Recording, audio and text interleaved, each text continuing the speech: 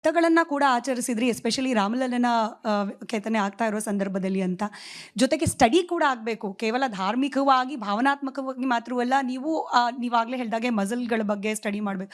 ಹೆಂಗಿರುತ್ತೆ? ಎಷ್ಟು ಕಷ್ಟ ಇದು? ಈ ಪ್ರಿಪರೇಷನ್ ಅನ್ನೋದು ಎಷ್ಟು ಕಷ್ಟ? ಈಗ ಪ್ರತಿಯೊಂದು ಪ್ರಾಜೆಕ್ಟುವೇ ಪ್ರತಿಯೊಂದು ಕೆಲಸನೂ ಸಹ ಡಿಫ್ರೆಂಟ್ ಆಗಿರುತ್ತೆ. ಈಗ ನಮಗೆ ಉದಾಹರಣೆಗೆ ರಾಮಲಲ್ಲ ಅಂತ ಕೊಟ್ಬಿಟ್ರು. ನಾವು ಮೊದಲನೇ ಬಾರಿ ನೋಡ್ತಾ ಇದ್ದೀವಿ ರಾಮಲಲ್ಲ. ಕೆಲವೊಮ್ಮೆ ಏನಾಗುತ್ತೆ, ಈಗ ತಿರುಪತಿ ತಿಮ್ಮಪ್ಪನ ವಿಗ್ರಹ ಯಾರು ಕೆತ್ತಿದ್ರು ಅಂತ ಗೊತ್ತಿಲ್ಲ. ಇಡೀ ನಮ್ಮ ಭಾರತ ಇತಿಹಾಸದಲ್ಲಿ ಮೂಲ ವಿಗ್ರಹಗಳನ್ನ ಯಾರು ಕೆತ್ತಿದ್ರು ಯಾರಿಗೂ ಗೊತ್ತಿಲ್ಲ.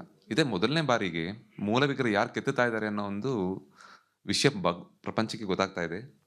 ನನ್ನ ಪ್ರಶ್ನೆ, ಒಬ್ಬ ಯಾರು ಕೆತ್ತುತ್ತಾ ಇದ್ದಾರೆ ಅನ್ನೋದು ಗೊತ್ತಾಗ್ತಾ ಇದೆ ಅಂದಮೇಲೆ ಅದನ್ನ ಭಗವಂತ ಅಂತ ಸ್ವೀಕಾರ ಮಾಡ್ತಾರಾ ಜನ ಅಂತ. ಸೊ ಅವಾಗ ಮತ್ತೆ ಇನ್ನೊಂದು ಪ್ರಶ್ನೆ, ಹಂಗ ನಾನು ಸೃಷ್ಟಿ ಮಾಡಿದ್ರೆ ಅದು ಭಗವಂತ ಆಗ್ಬಿಡುತ್ತಾ ಅಂತ ನನಗೆ. ಸೊ ಇಲ್ಲ, ಅದಕ್ಕೆ ನಮಗೆ ಶಿಲ್ಪಶಾಸ್ತ್ರ ಅಂತ ಒಂದಿದೆ. ಶಿಲ್ಪಶಾಸ್ತ್ರದಲ್ಲಿ ಮಕ್ಕಳನ್ನ ನಿರ್ಮಾಣ, ಈಗ ಬಾಲರೂಪದಲ್ಲಿರುವ ದೇವರನ್ನು ನಿರ್ಮಾಣ ಮಾಡೋದು ಹೇಗೆ ಅಂತ ಹೇಳ್ತೀವಿ. ಉತ್ತಮ ಪಂಚಶಾಲಾ ಅಂತ ಹೇಳುತ್ತೆ. ಸೊ ಒಂದು ಜಾಮೆಟ್ರಿಕಲ್ ಮೆಜರ್ಮೆಂಟ್ ಅನ್ನ ನಮಗೆ ಶಿಲ್ಪಶಾಸ್ತ್ರ ಕೊಡುತ್ತೆ. ಅಳತೆ ಮುಖಾಂತರ ಮಾಡು, ಅಳತೆಯಲ್ಲಿ ಭಗವಂತ ಇದ್ದಾನೆ ಅಂತ. ಸೊ ನನಗೆ ಆ ಜಾಮೆಟ್ರಿಕಲ್ ಮೆಜರ್ಮೆಂಟ್ ಸಿಕ್ತು. ಸೊ ಈಗ ಅರ್ಧಕ್ಕರ್ಧ ನಾನು ಮಾಡ್ದಂಗಲ್ಲ ಅದು ಕೆಲಸ. ಅಂದ್ರೆ ಶಾಸ್ತ್ರ ಏನಿದೆ ಅದನ್ನ ತಗೊಂತಾ ಇದ್ದೀವಿ. ನಂತರದಲ್ಲಿ ಆ ಒಂದು ಚೌಕಟ್ಟಿನೊಳಗೆ ಭಾವ ಆಗಲಿ, ನಮ್ಮ ಕಲೆಯನ್ನ ತುಂಬುವಂಥ ಕೆಲಸ ಕಲಾವಿದರದ್ದು ಸಪ್ರೇಟ್ ಆಗಿ ಆಗುತ್ತೆ. ಒಬ್ಬೊಬ್ಬರು ಕಲಾವಿದರು ಒಂದೊಂದು ಕೈ ಚಳಕ. ಸೊ ನನಗೆ ಮುಖದ ಭಾವ ಬಂದಾಗ, ನೀವು ಅಂದಂಗೆ ಸ್ಟಡಿ ಮಕ್ಕಳ ಜೊತೆ ಒಂದು ಇರುವಂಥ ಸಮಯ ಇರ್ಬೋದು. 1-2 ತಿಂಗಳು ನನ್ನ ಮಕ್ಕಳ ಕ್ಯಾಂಪ್ನಲ್ಲಿ ಸಮಯ ಕಳೆದು ಹೋಗಿದ್ದೆ ನಾನು. 1-1.5 ತಿಂಗಳು ಹೋಗೋಕ್ಕೂ ಮುಂಚೆ ಎಲ್ಲ ರೆಡಿ ಪ್ರಿಪ್ರೇಷನ್ ಭಾಳಷ್ಟು ಮಾಡಿದ್ದೆ. ಆದರೂ ಮಾಡೋದಕ್ಕೆ ಭಯ ಬರ್ತಾ ಇತ್ತು. ಹೇಗೆ, ಯಾಕಂದರೆ ಈಗ ನೋಡಿ, ಒಂದು ಮಗು ಮುಖ ಮಾಡೋದು ಕಷ್ಟ ಅಲ್ಲ. ಬಟ್ ನನಗೆ ಆ ಮಗು ಮುಖದಲ್ಲಿ ರಾಮ ಕಾಣಬೇಕು, ಅದು ನನಗೆ ಬೇಕಾಗಿದ್ದಿದ್ದು. ಸೊ ಪ್ರಿಪ್ರೇಷನ್ಸ್ ಆಗಿತ್ತು, ಹೋಮ್ವರ್ಕ್ ಆಗಿತ್ತು, ಎಲ್ಲ ಆಗಿತ್ತು. ಮುಖ ಮಾತ್ರ ವಿಗ್ರಹದಲ್ಲಿ ಮಾಡೋಕೆ ಆಗ್ತಾ ಇರಲಿಲ್ಲ ನನಗೆ. ಬಟ್ ದೀಪಾವಳಿ ಸಮಯದಲ್ಲಿ ನನಗೆ ಮಕ್ಕಳು ದೀಪದಲ್ಲಿ ಆಟ ಆಡ್ತಾ ಇರೋದು ನೋಡಿ, ಆ ದೀಪದ ಬೆಳಕಲ್ಲಿ ಮಕ್ಕಳು ನನಗೆ ದೇವರಾಗೆ ಕಾಣ್ರು. ಅವತ್ತು ರಾತ್ರಿ ನನಗೆ ಮುಖದ ಕೆಲಸ ಮುಗೀತು. ಇದು ನಾನೀಗ ಏನಂತೀವಿ, ನಾನು ಒಂದು ಪ್ರೋಸೆಸ್ ಬಗ್ಗೆ ಹೇಳ್ತಾ ಇದ್ದಾಗ, ನಾವು ಏನು ಅನುಭವಿಸಿದ್ದು ಅದನ್ನ ಹೇಳ್ತಾ ಇದ್ದಾಗ, ಆ ಲೆಕ್ಕ ತಗೋತೀನಿ. ದೀಪಾವಳಿ ಸಮಯದಲ್ಲಿ ಅವರು ಅಯೋಧ್ಯೆಯಲ್ಲಿ ಮುಖದ ದರ್ಶನ ಕೊಟ್ಟರು ಅಂತ ನನಗೆ.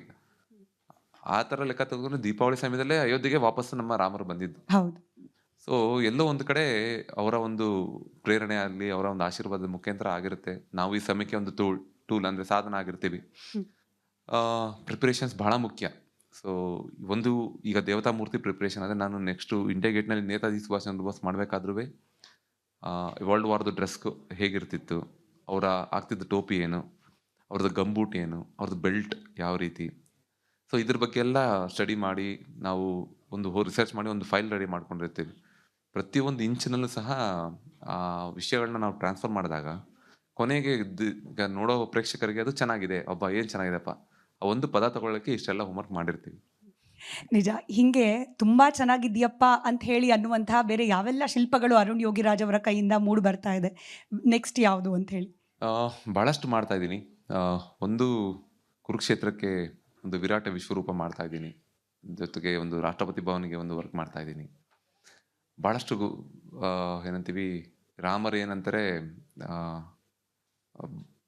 ಒಂದು ಇಷ್ಟೊಂದು ಹೆಸರು ಕೊಟ್ಟು ಜವಾಬ್ದಾರಿನ ಜಾಸ್ತಿ ಕೊಟ್ಬಿಟ್ಟಿದ್ದಾರೆ.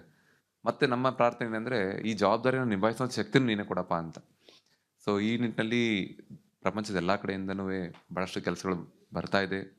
ಸೊ ನಾವು ಕೆಲಸದ ಜೊತೆಗೆ ನಮ್ಮ ಇನ್ನೊಂದು ಆದ್ಯತೆ ಮಕ್ಕಳಿಗೆ ಹೇಗೆ ಹೇಳ್ಕೊಡ್ಬೋದು, ಹೇಗೆ ಇದನ್ನು ಮುಂದುವರ್ಸ್ಕೊಂಡು ಹೋಗ್ಬೋದು. ಇಷ್ಟು ಚಿಕ್ಕ ವಯಸ್ಸಿಗೆ ಇಷ್ಟೊಂದು ಹೆಸರು ಮತ್ತು ಗೌರವನ ತಂದು ಕೊಟ್ಟಿದ್ದಾರೆ. ಬಹಳ ದೊಡ್ಡ ಜವಾಬ್ದಾರಿ. ನನಗೆ ತಿಳಿದಿರೋ ಮಟ್ಟಕ್ಕೆ ಶಕ್ತಿ ಮೀರಿ ಮತ್ತೆ ನಾನು ಈ ಶಿಲ್ಪ ಕ್ಷೇತ್ರಕ್ಕೆ ಅಥವಾ ಕಲಾ ಕ್ಷೇತ್ರಕ್ಕೆ ಏನಾದ್ರು ಕೊಡುಗೆ ಅಂತ ಮಾಡೋ ಕೆಲಸ ಮಾಡ್ತೀನಿ ಅಂತ ಅನ್ಸುತ್ತೆ. ನಾನು ಆಗ್ಲೇ ಹೇಳ್ದಾಗೆ ಅರುಣ್ ಅವರೇ, ರಾಮನನ್ನಂತೂ ನಾವು ಮರೆಯೋದಿಲ್ಲ. ಯಾಕಂದ್ರೆ ರಾಮ ದಿ ಬೆಸ್ಟ್ ಅನ್ನೋ ರೀತಿಯಲ್ಲಿ ಆಗೋಯ್ತು ಅರುಣ್ ಅವರ ಕಡೆಯಿಂದ. ಅದಕ್ಕಿಂತ ಬೆಸ್ಟ್ ಅನ್ನಿಸುವಂತಹ ಮತ್ತಷ್ಟು ಶಿಲ್ಪಗಳು ತಮ್ಮಿಂದ ಜೀವವನ್ನು ಪಡೀಲಿ ಅಂತ ಆಶಿಸ್ತಾ, ತುಂಬ ಹೃದಯದ ಧನ್ಯವಾದ ನಿಮ್ಮ ಸಮಯಕ್ಕಾಗಿ, ಹಾಗೆ ಈ ಕಾರ್ಯಕ್ರಮದಲ್ಲಿ ತಾವು ಭಾಗಿಯಾಗಿದ್ದಕ್ಕಾಗಿ. Thank you.